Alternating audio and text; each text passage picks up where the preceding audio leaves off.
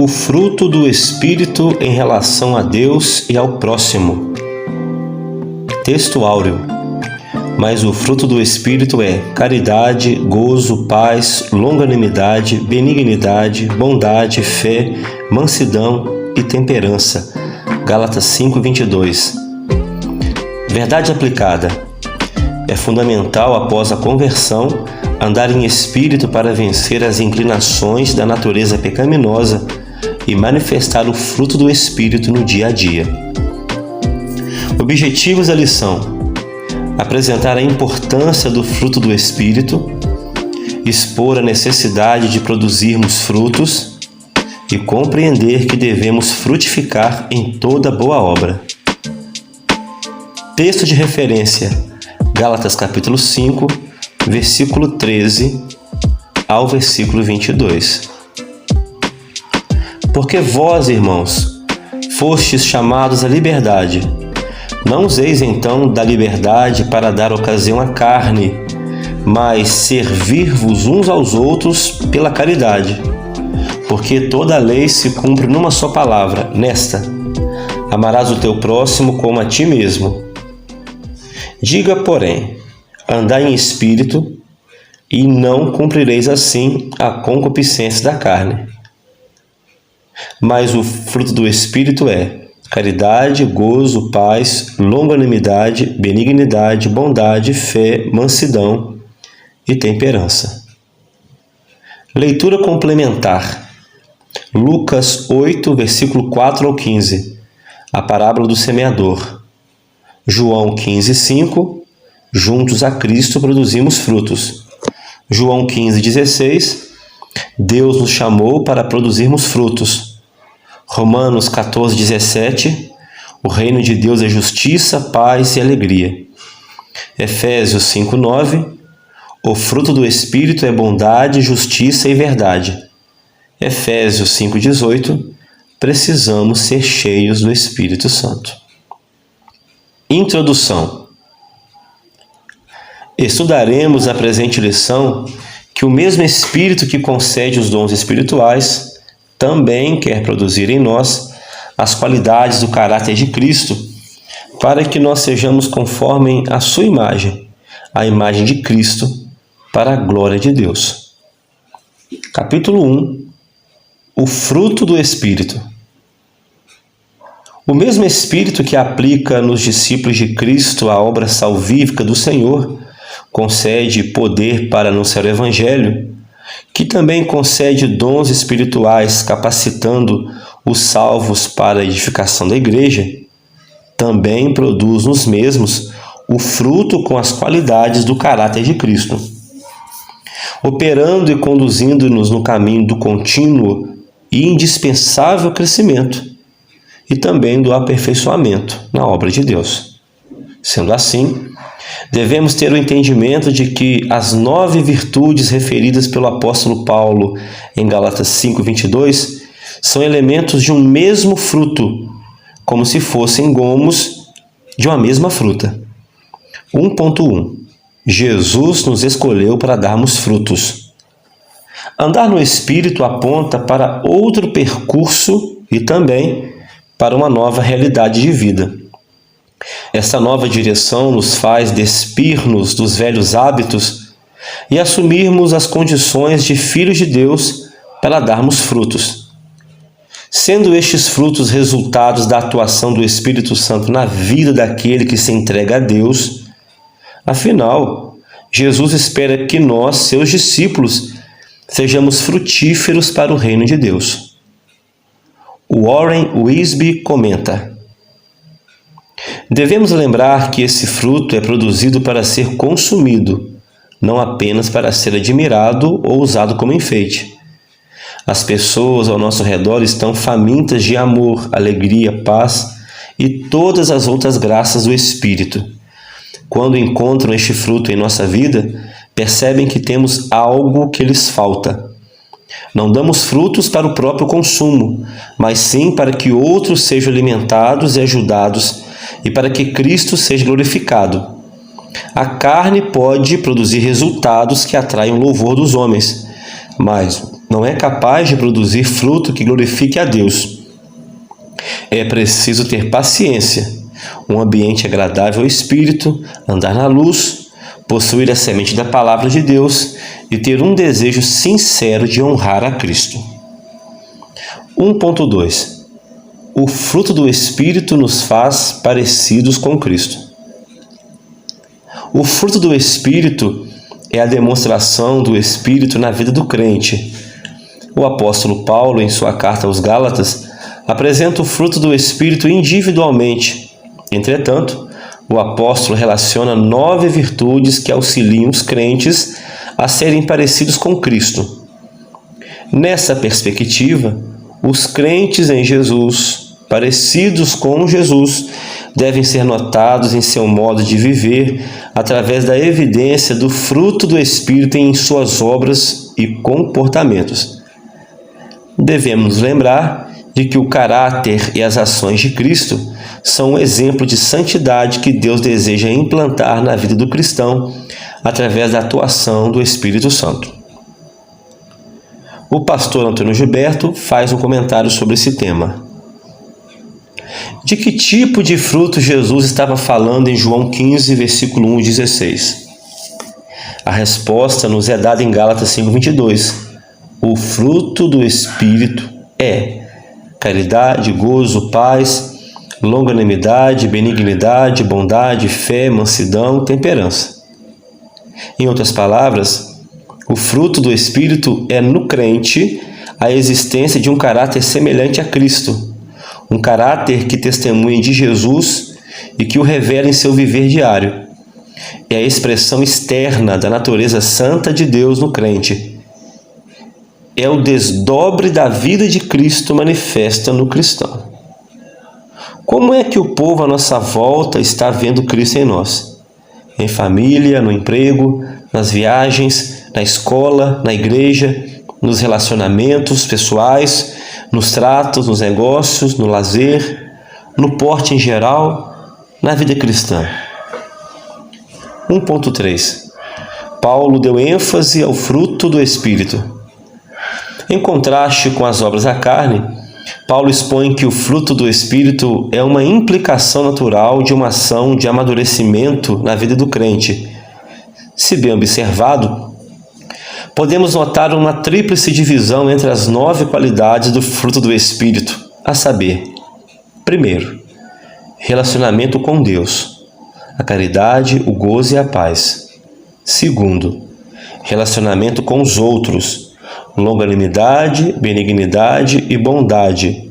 E terceiro, relacionamento consigo mesmo, fé, mansidão e esperança. A Bíblia de Estudo Plenitude considera: essas virtudes são caracterizadas como fruto em contraste com as obras. Somente o Espírito Santo pode produzi-las e não nossos próprios esforços. Outro contraste é que, enquanto as obras da carne são mais de uma, o fruto do Espírito é um e indivisível. Quando o Espírito controla completamente a vida de um crente, ele produz todas essas graças. As 3 primeiras dizem respeito à nossa atitude em relação a Deus. A segunda tríade lida com os relacionamentos sociais. E o terceiro grupo descreve os princípios que guiam a conduta de um cristão. No capítulo 1, nós aprendemos que, como filhos de Deus, necessitamos fazer uso de todas as virtudes concedidas por Deus para que o Espírito Santo produza seu fruto em nossa vida. Capítulo 2. Nosso relacionamento com Deus. Na tríade da divisão das 9 virtudes do fruto do Espírito, a primeira é o nosso relacionamento com Deus, composto por caridade, gozo e paz. Justifica-se assim que o Espírito Santo coloca o amor de Deus em nossos corações, a alegria dele em nossa alma e a paz que emana dos céus em nossa mente. 2.1. O amor, a maior de todas as virtudes. Norman Champlin comenta: o amor como fruto, além do amor ao próximo, como expandido em 1 Coríntios 13, também precisa incluir o amor a Deus, porquanto sem este, a vida espiritual não terá sentido nem fruição. Entendemos que o amor aparece em primeiro lugar na relação das virtudes, pois nenhuma das outras virtudes do fruto do Espírito é possível sem o amor. O amor abre as vias para todos os outros frutos vindouros. Como podemos desfrutar da paz, alegria, sem nos emergirmos de amor? Assim, podemos dizer que o amor é a maior de todas as virtudes, pois todas as outras particularidades do fruto do Espírito estão, de certa maneira, ligadas a essa virtude. A feliz impressão que nos dá é que o crente que possui essa virtude tem os seus passos dirigidos pelo Espírito Santo. O bispo primaz Manuel Ferreira comenta: inicialmente, cabe notar que, à medida que vamos nos enchendo do Espírito Santo e sendo controlados por ele, gradativamente vamos ficando semelhantes a Cristo. É interessante observar que o fruto do amor brota no nosso espírito humano nascido de novo, por causa da vida que emana de permanecermos na videira que é Cristo. 2.2 Gozo, a alegria que emana de Deus. A palavra grega kara, que traduzimos por gozo, satisfação ou alegria. Este termo bíblico não constitui uma alegria originária das coisas terrenas, todavia, do correto relacionamento com Deus. O apóstolo Paulo nos adverte que devemos nos alegrar no Senhor. Segundo Strong, esta virtude pode ser traduzida como ficar extremamente contente. Só desfruta dessa virtude aquele que tem intimidade com Cristo, já que este fruto é despontado na vida do crente de modo sobrenatural e é algo que independe das circunstâncias. O gozo de viver nas mãos de Deus garante uma satisfação eterna. O pastor Antônio Gilberto comenta: A.B. Simpson sugere que a alegria do Senhor é encontrada na certeza de salvação e na emanação do Espírito. Quando a pessoa recebe perdão de todos os seus pecados, é como se o peso do mundo inteiro lhe fosse tirado dos ombros. Quando Jesus entra em uma vida, ele traz alegria inefável. 3.3 Aliás, 2.3 Paz, uma condição necessária para florescermos em união. O termo paz tem a sua raiz na palavra grega eirene, que significa concórdia, harmonia e reconciliação. Assim, a paz que o fruto do Espírito proporciona está bem distante da paz que o mundo almeja. Essa paz que o Espírito promove no coração do crente faz com que, em meio aos vendavais da vida, ele possa estar em paz. E essa é a paz que excede todo entendimento, segundo o apóstolo Paulo em Filipenses 4:7. Essa paz só é encontrada quando o crente em Jesus passa a andar pelo Espírito, porque a paz é fruto de uma vida repleta do Espírito Santo. Stanley Horton comenta: a palavra grega eirene inclui a ideia de harmonia, saúde, integridade e bem-estar. Em nossos relacionamentos, devemos viver em paz com todos, no exercício dos dons, pois Deus não é Deus de desordem, mas de paz. E também na assembleia, na reunião dos cristãos, devemos nos manter-nos por manter a unidade do Espírito no vínculo da paz. A paz é a condição fundamental para progredirmos na união, para acolhermos os ministérios de outras pessoas e para aprendermos, ainda que através dos fracassos. O exercício dos dons deve levar a uma maior união e paz. No capítulo 2, nós aprendemos que a comunhão com Deus nos instrui como necessitamos viver.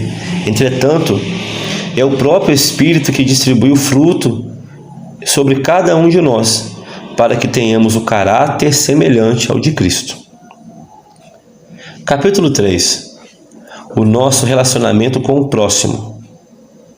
É notório que a ação do Espírito Santo na vida do discípulo de Cristo visa não apenas a edificação e o aperfeiçoamento do mesmo, mas que cada discípulo esteja devidamente capacitado para um relacionamento saudável, edificante e abençoador com o próximo. O nosso cuidado com o próximo é uma das virtudes do fruto do Espírito. Sendo assim, é importante que, ao lidarmos com o próximo, sejamos longânimes, benignos e bondosos para com todos. 3.1. Longanimidade. Suportando as contrariedades do próximo.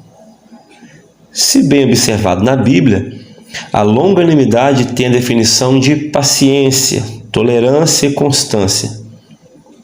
Esta virtude concede aos discípulos de Cristo a capacidade de suportar com firmeza as contrariedades em benefício do outro. Não é exagerado afirmar que ser longânimo é suportar a má conduta dos outros contra nós, sem sermos dominados pela ira, explosões de raivas e sentimento de vingança. O cristão que possui essa virtude não deseja tudo para hoje, mas ele sabe esperar o tempo oportuno. Stanley Orton comenta: a palavra grega macrotomia refere-se à paciência que temos com o nosso próximo. Ser longânimo é tolerar a má conduta dos outros contra nós sem nunca buscar vingança. Dentro em breve, os cristãos de Roma passariam por perseguições. Sob tensão e sofrimento, os cristãos podem vir a ter menos paciência uns com os outros, de modo que Paulo conclama: sede pacientes na tribulação. Romanos 12:12. 3.2. Benignidade. O amor mostrando compaixão. A benignidade na vida do crente torna uma testemunha do amor de Deus. Dizemos assim, por não haver dúvida de que o discípulo de Cristo deve expressar benignidade por onde passar. Claro está que esta virtude é evidenciada na vida da igreja quando existe o perdão. Este pensamento se faz em virtude de o perdão ser um dos maiores desafios na vida cristã, pois provoca abdicar-nos do nosso eu. Efésios 4:32. O pastor César Rosa de Mello faz o seguinte comentário: perdoar é muito mais do que uma atitude, exercitar a benignidade de Deus, levando-nos a agir como Jesus agiria. Jesus, no auge de seu sofrimento na cruz do Calvário, demonstrou a benignidade aos seus algozes, conforme lemos em Lucas 23:34. Estevão, discípulo de Jesus, no último suspiro orou, pedindo a Deus que perdoasse os que o apedrejavam. Sabemos que só são capazes de exercitar o perdão aqueles que vivem sob o domínio do Espírito Santo. 3.3. Bondade, a destreza do amor. Uma coisa é desejar fazer o bem, outra coisa é fazê-lo. Quem possui esta virtude é uma bênção para os outros. Assim, quando somos convertidos, o Espírito Santo transforma a nossa essência má, tornando-nos pessoas boas. Afinal, essa virtude do Espírito está presenciada em nossas vidas através das nossas ações de bondade. O que destacamos dessa virtude do Espírito é que aquele que a possui em sua vida é bem-aventurado, conforme lemos em Provérbios 14:14. Manuel Ferreira comenta: a virtude da bondade que está no fruto do Espírito nos leva a ser parecidos com Jesus, o que é bom. Quando apresentamos a virtude da bondade em nossas vidas, somos capacitados a viver em retidão. Passamos a ver que a bondade deve estar presente em tudo o que fazemos. Através deste amor, sentimos necessidade de manifestar bondade com os outros, sermos extensão da nação de Deus para o próximo. não restam dúvidas de que a nossa relação com as pessoas é profundamente modificada pela bondade que provém do Espírito Santo. No capítulo 3, nós aprendemos que a bondade é a habilidade de exercitar o bem sem perspectiva de recompensa. Presenciamos assim que o exercício da bondade deve ser desejado por todos nós. Conclusão. Quando o crente em Jesus permite que o Espírito Santo atue em sua vida, ele o habilita com algumas virtudes, produzindo seu fruto para que este possa andar na condição de filho da luz. Amém.